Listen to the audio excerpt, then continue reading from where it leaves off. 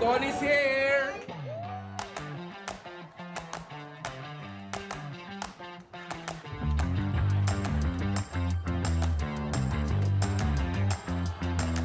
I wake up in the morning, put my feet on the floor. I know exactly how this day is gonna go.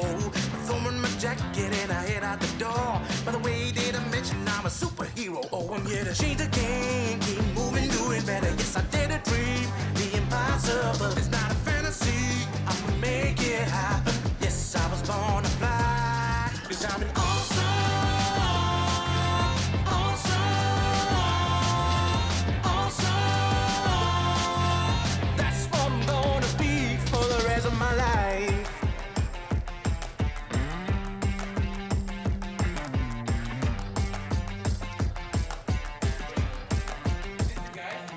Wheels up, buckle up, yeah, we're ready to go. Belief in unbelievable, it's just how we roll. With passion and drive, burning deep in the souls. Our people in the challenge are the heart of it all. We're here to change the game, we are better together. 'Cause we dare to dream the impossible. It's not a fantasy, we will make it happen. Yes, we were born to fly. 'Cause we are all-star, all-star, all-star. And that's what we're gonna be for the rest of our lives.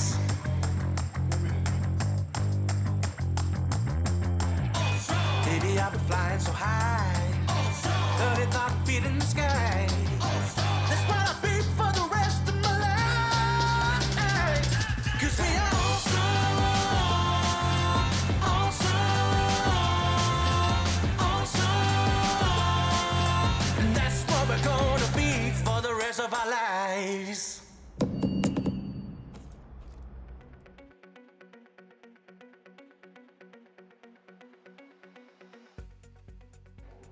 He is largely credited for democratizing travel, making it affordable for people to fly.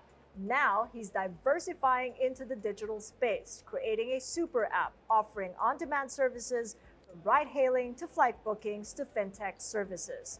With us in thought leaders at the Terminal 3 of the Philippines Ninoy Aquino International Airport, AirAsia co-founder and chief executive of parent company Capital A, Tony Fernandes. So good to see you, Tony. Great Thank to you be so here. much Thanks for for having me on the joining show, us. Cathy. And welcome back to the Philippines. It's It's been what? It's been a while. It's been almost 3.5 years. Wow, that's a long Didn't feel that long, but you know, we lost a lot of time through COVID.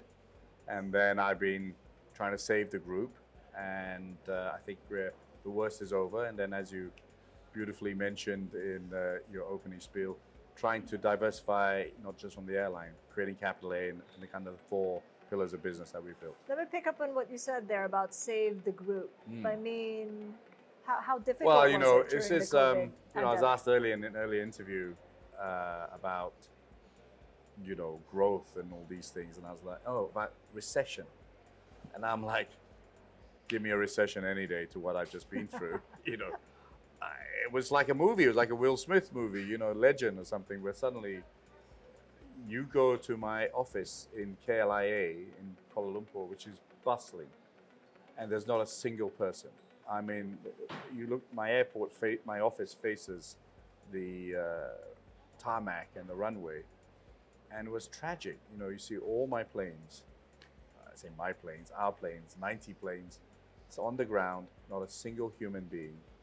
You look at the flight radar, there is no planes flying. It was unbelievable. And even when I talk about it, you know, I get goosebumps thinking, how did we survive? So you go from, you know, 5 billion worth of revenue to zero. The fact that I'm still here, the fact that you're still interested in talking to me is one of those miracles that we constantly go through. But this is the ultimate one. This is the Joe Fraser Thriller in Manila boxing fight. This was it. That we've kind of come through it. And it's a complete contrast, as you mentioned earlier, when you arrived in Manila, you felt that buzz. Oh God, yeah. I mean, you know, as I was saying to you prior to us going live, that you can do Zoom calls, you can speak on the phone, but hey, there's nothing like arriving, especially in a place like Manila. This is a people-driven country, and when you come in and you see the queue at Jollibee, you know, 12 o'clock at night and you see the energy here, it's completely different feeling. When you go to the hotels, when you're driving into Makati or the Fort or passing Forbes Park or wherever, there's a great energy here. And again, going to a restaurant, you feel the energy. So I'm really glad I came. The first thing I did, if you allow me to elaborate, came off the plane, went through immigration, and I didn't want to go to the airport. I mean, go to the hotel. I said I want to just go and see everyone and get a sense of Manila. And so I went around Terminal 3, came to this office and our various engineering offices, and then went to Terminal 4, which was the highlight. We were packed. Flights to Tacloban and Puerto Princesa at 91%. People happy to see me.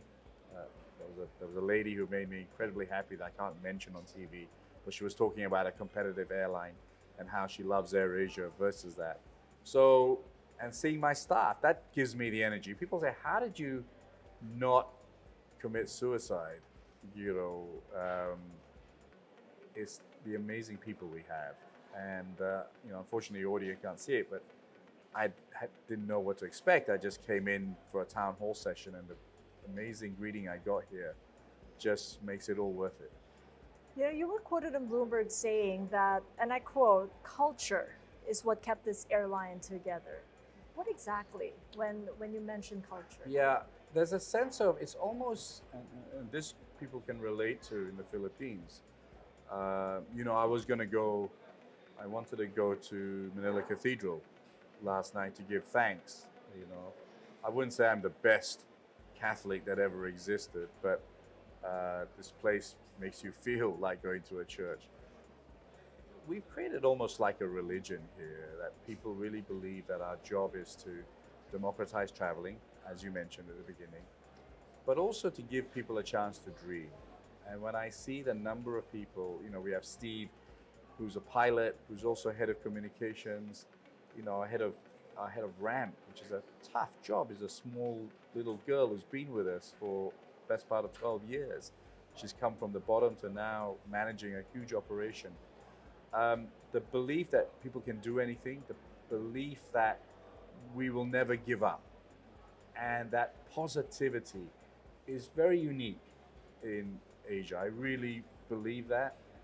I'm not sure how we created it. I think part of it is transparency, part of it is a big family. Walking around here, no one cares who I am. Everyone wants to take a picture, everyone's down to earth. It's a very flat structure, but it is that culture, and you could do a PhD on it, but we have 21,000 staff. We've never had a single day of industrial action. Not one person. I had to go through terrible things of making people redundant, of cutting pay, and these people did nothing wrong. They lost their job through COVID. So it was the worst time. I've had two really bad times in the airline. One, I lost an aircraft in Indonesia, and COVID. And COVID was a sense of helplessness because, you didn't know when this was going to end. And for me, the most important thing, I've been consistent, is my people. My first job was to save the airline. My second job is to bring everyone back. And everyone is back, and we're recruiting. So it's hard to put it into a short paragraph, but the energy, the positivity, and the sense of family. I sound like a Miss World who is being interviewed, but it's a fact. And hopefully you saw a little bit of it when you came in, because the great thing, no one prepares. I had no idea what you're going to ask me. No one prepares me for the interview. No one prepares the office for a famous reporter coming in, and you could see all kinds of things here. And I think that's a confidence that, we're confident that what we're doing is right. Yeah, that confidence in recovery has come along with some speed bumps, and I'm sure you know about the power interruption issues right here where we're at the Ninoy Aquino International Airport. Yeah. In what way do you think that's constraining the kind of recovery that you'd want for a bustling market like the Philippines? Yeah, one of the things that has frustrated me about the Philippines is, I'm sure you're going to ask me about my football club later, but when I see potential and I see it not reaching that potential, we talked about 8 years ago about 9 million tourists coming in here. I firmly believe, I will tell the president, I will tell anybody that Philippines can be like Thailand. This is probably the most beautiful country in ASEAN and has amazing people and amazing diversity, you know. But what's held it back? Infrastructure, right? You can build an airport. We have a great airport in Clark, but we have to get to Clark.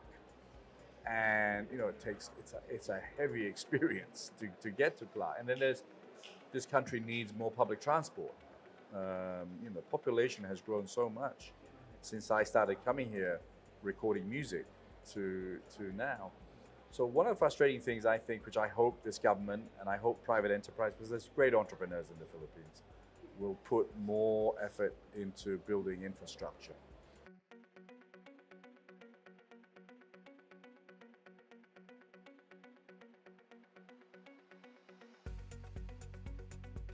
And I know going around at the Milken conference and everyone's talking about investing in Philippine infrastructure. I just met someone in Singapore who wants to put a $1 billion fund to invest in infrastructure. I think that's the one thing that has held the Philippines back, is infrastructure in airports, transportation, etc. And do you think that that is going to hold back the Philippines from the kind of revenge travel that you're seeing in the region? Is it coming as something as strong as you'd expected, or is it slow but steady? Well, you know, I'm seeing Sabina Boites after this, and there's two stories in the Philippines, right? There's Manila, and then what's happening outside of Manila.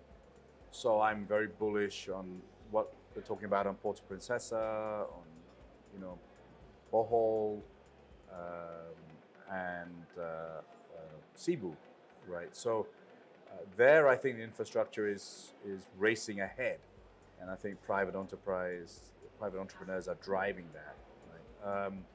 And so I think we have two situations. So I think right now there's no holding back because there's enough capacity, but to get to that 9 million, investment has to come. And I firmly believe if you build it, it will come. I have absolutely no doubt. And if I ever had a doubt, arriving yesterday from Seoul gave me, you know, as I said, look, I'm one of those unique people that can leave the music business and start up an airline with no experience, right? So I'm really someone who goes on gut. And arriving here, this is a country that's ready to explode, given the chance. So going by your gut, would you be making any investments in infrastructure? 100%. Oh, infrastructure, I jumped the gun there. I think there's a conflict of interest, you know, for airlines to own infrastructure.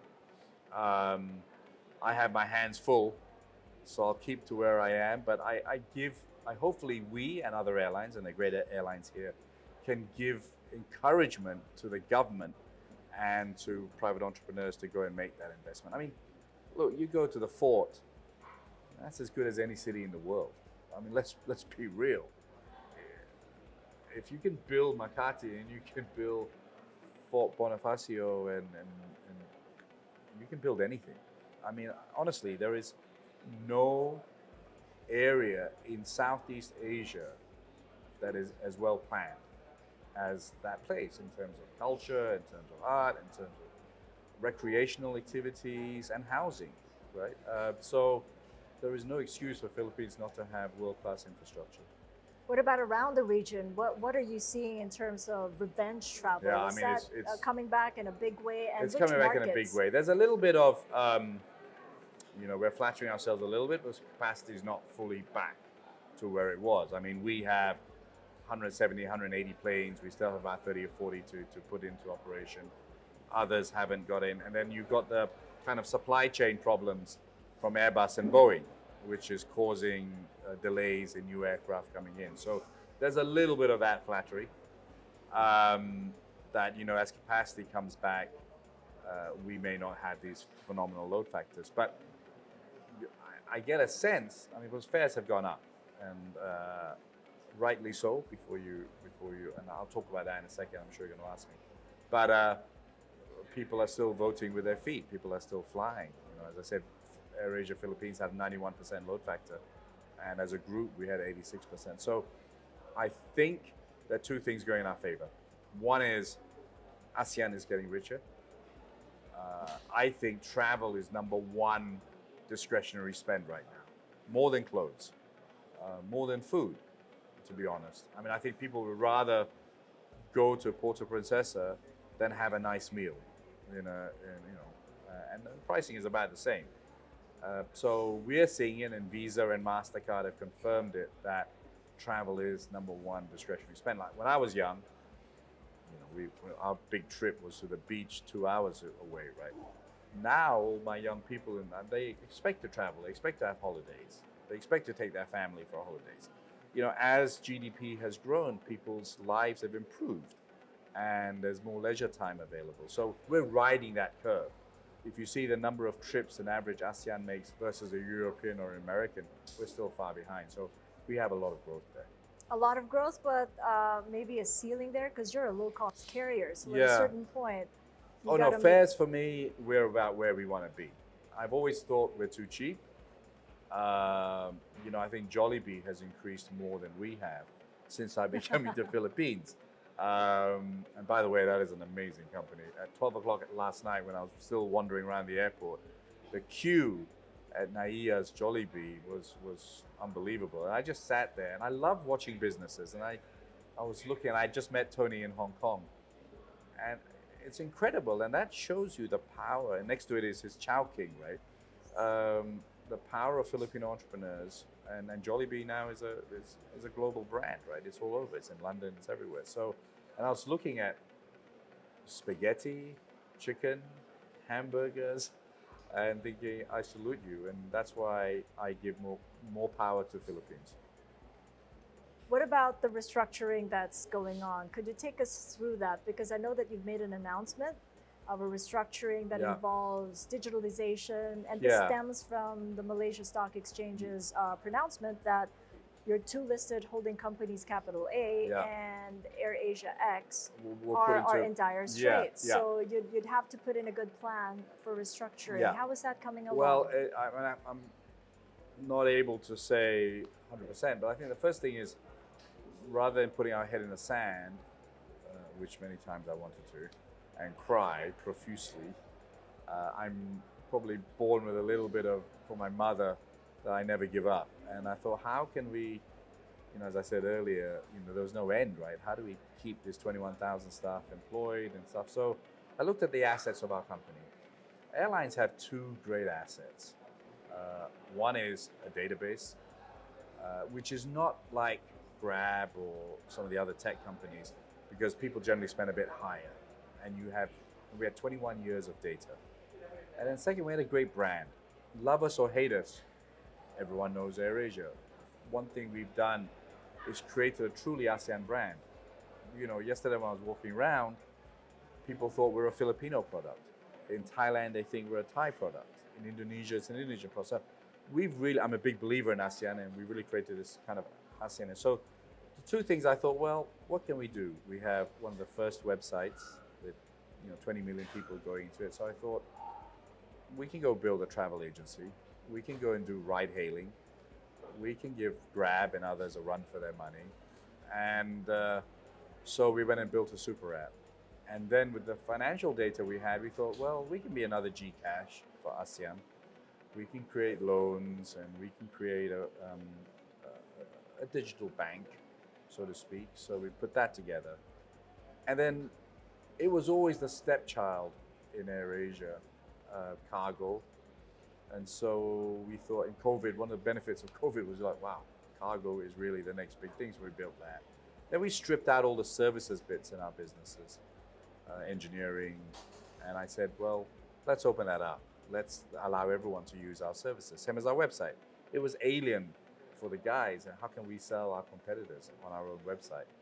But I said, the digital world has transformed everything. So we built these 4 businesses.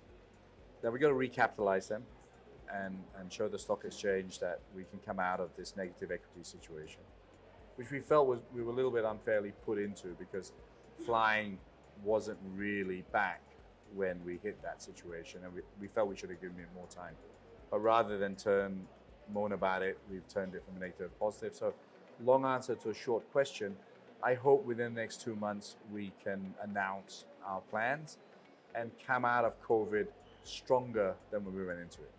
So that would mean positive equity Yes, for shareholder equity, because that's the key correct, issue. correct. That's the key. Analysts. We have to show a plan that we can have positive equity, one, and two, that we're a sustainable business. Now that we've shown already, because Ernst & Young, our auditors, have given us a clean bill of health. That we're flying 170 planes, we made money in the last 2 quarters.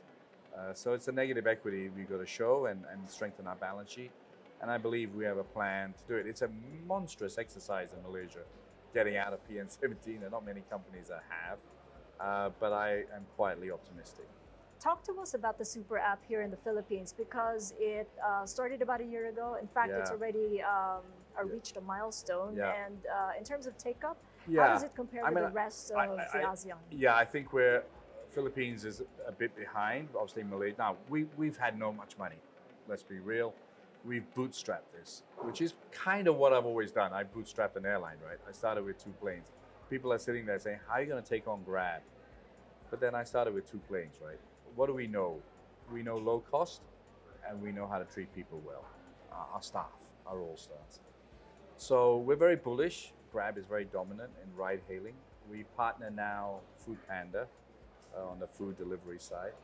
And then we'll take on the Expedias of the world in travel and provide Filipinos a choice beyond AirAsia. Whether it's to Dubai, whether it's to London, whether it's to other parts, and whether they'll choose another airline that we fly on. So the super app is really now, what we're trying to build is a unique all-in-one travel site. I really want to focus on the Philippines, because I think I'm seeing it early that tourism is going to be big here. And I think some of the tech guys need a bit of competition, which I love.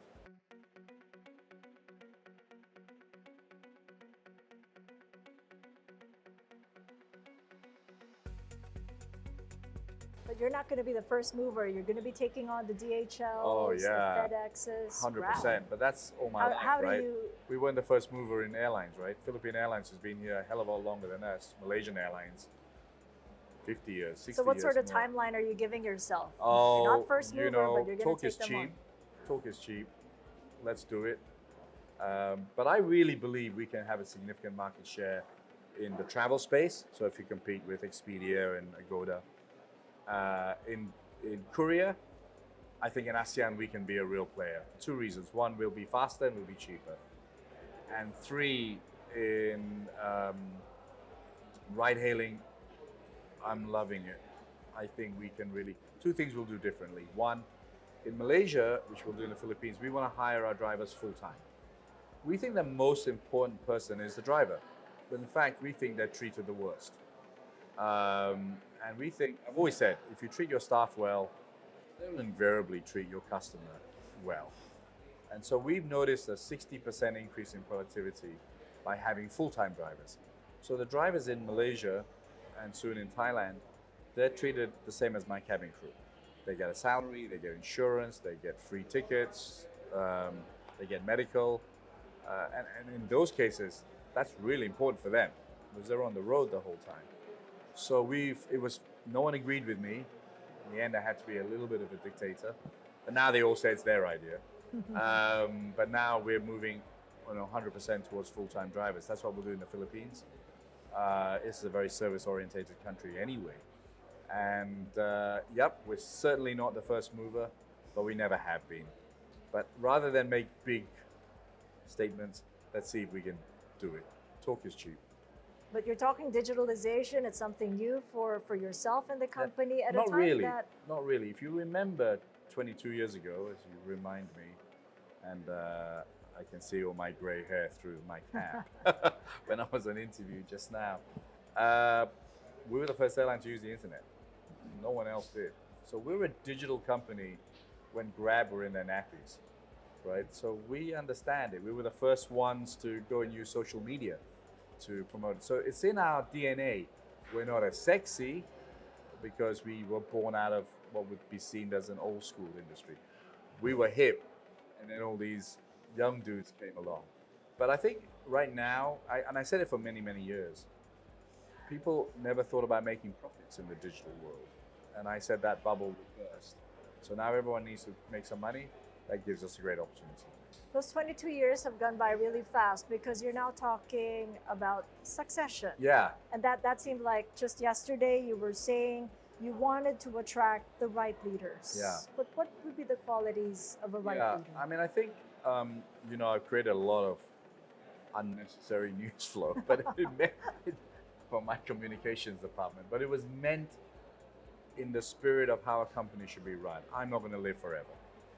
And I wanted to say, I said it on Bloomberg that, my time is coming up and that it's important for investors. It's important for my staff that they know that we're thinking about it, And so, unfortunately it was spun out into I'm retiring and, bye-bye. Then I had to come and say, no, I'm not retiring because I had thousands of staff saying you can't leave now, et cetera, et cetera. But it is important for succession. I'm still saying that we are doing it. We're building a great low second liners. To answer your question, every leader has to have their own style. It can't be another me. And I think if I'm really successful as a leader, the next guy that I put in will do a better job, or the next woman, right? So then I would say I'm a good leader. If I leave and the company collapses, then I fail. So what am I looking for? Number one, an empathetic leader. I think empathy is most important. The reaction I got today shows that people care. People like this company. People will go that extra mile. So I think you've got to put people first as a leader. You've got to be prepared to get down and do the hard things. So I still carry bags. I'm still a cabin crew. It's harder now because I'm well known. And so I cause disruption and delays because everyone's taking pictures. But I think that's important. 3, you've got to have a positive leader because, boy, this is a tough industry, right? And you've got to believe that you can face any adversity. And I think the last one, which to me is most important, along with humility, you've got to be able to laugh and have fun because, you've got to get up in the morning and enjoy coming to work, enjoy seeing your people, enjoy the challenge. Like, it's a daunting challenge to take on Grab in the Philippines, right? But that's what makes me alive. So I don't want people to be exactly like me because I think people need to build their own style. And when I go, too many Asian leaders, by the way, when they say they retire, they don't really retire. They become senior or advisors. When I go, I'm gone because you will never give the next guy a chance, or girl, right? A chance to really flourish. But I hope that we have these 2 important qualities I insist on: humility and the ability to have fun. And the knowledge of the timing. I mean, I'm just looking back at your chairmanship at the Queen's Park Rangers. Yeah, You knew when you wanted to leave in August 2018. yeah, After you solved a whole lot of issues, Yeah. and which included financial fair play. yeah. What can we draw from that, Yeah. and from you Can specifically? I just say you're an incredible interviewer? I mean, I've been interviewed all over the world. The depth of your understanding of my business and my personality, salute you. Yeah, I knew I wasn't the right guy. And what is the most important thing in a business? Focus. I couldn't run an airline 12 hours away from London and run a football club. And so what I've learned in life, you get, I always say humility, but sometimes it goes to your head as well, right? You think you can do anything. You can't. Focus is the most important thing in whatever you do, including your marriage, including everything, right? So, it's important that I stepped down because I thought I wasn't able to give the right time and effort. I love it. I love football. I think also it might be a time for me to fully commit myself to this airline and this group. So maybe my days at QPR might be ending as well. I've had an amazing life. If I get hit by a bus tomorrow, which many people would like to drive that bus, I've lived a great life. But you're still majority shareholder, and you intend to keep it at that. I'm not majority. We're all about the same now. And yeah, I'm thinking that I'm enjoying what I'm doing. And so I'm feeling that maybe I should focus on this and be a spectator. And not run yet that PhD course in running a football club. That's not within your purview. That will come. There are two things I want to run before. One is, why do governments treat national carriers so dearly to their heart and give them so much special treatment? That'll be one PhD. Two is football players. You know, earlier on when you asked me, I was going to say, one of the frustrating things is seeing people with amazing talent that don't apply themselves, or countries with amazing potential that, for one reason or not, or people in my staff. My job is to turn raw diamonds into a diamond. That's my best thing about my life. To take a young kid who was carrying bags and make him a captain. You know, we're just about to have a dispatch boy. My dispatch boy, when he first joined, he left school because he had no money, very smart, and I said, go be a pilot. And it took him 11 times to pass because his English wasn't so good. But he's there now and is about to be a captain. You know, love me or hate me, these are moments that no one can ever take away from me, that you take a dispatch boy and make them a captain.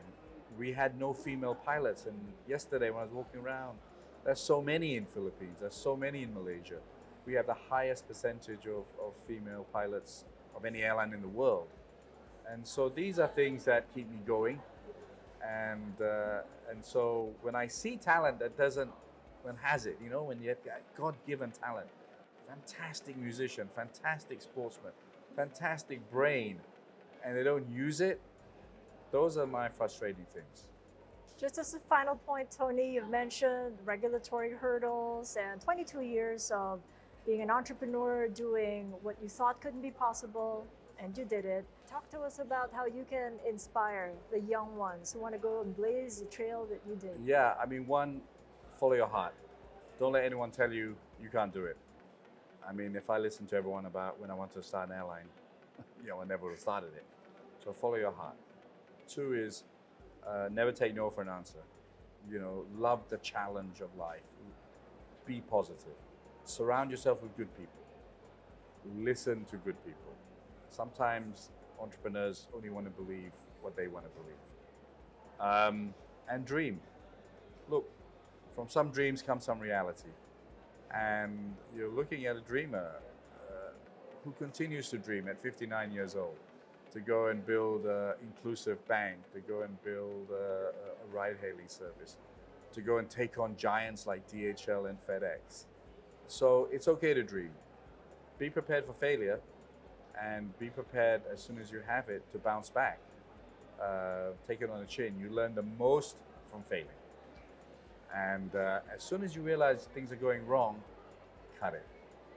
Last point, don't have an ego, because ego is the destroyer of many careers. Admit it, you failed. I was going to say a swear word actually, and move on. But again, last thing, be positive. Just be positive. And I've been through every adversity known to mankind. Every adversity. The fact I'm still alive, still smiling, is that I always think there's a silver lining somewhere. No matter how bad, there's always a silver lining. And that includes the Philippines. So thank you so much for this Pleasure. opportunity. It was Thank really you fun. so I mean, much. I've been interviewed for 22 years. This is my most fun, and more power to you, as I said, more I power to the appreciate it. Philippines. More power to you. Thank you. Thank you, Tony Fernandes of AirAsia. Catch us again next Tuesday, 9:30 p.m. Manila time on One News. You can also check out the long conversation on Spotify, YouTube, Apple Podcasts, and Google Podcasts. I'm Cathy Yang, and this is Thought Leaders.